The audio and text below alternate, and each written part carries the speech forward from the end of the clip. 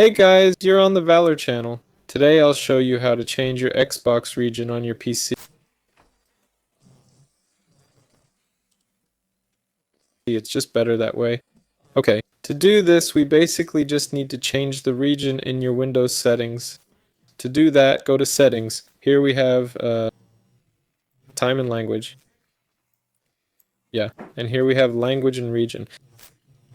Go into this section. Here we have the region. So choose the region you need or the one you're currently in, like if you've moved there.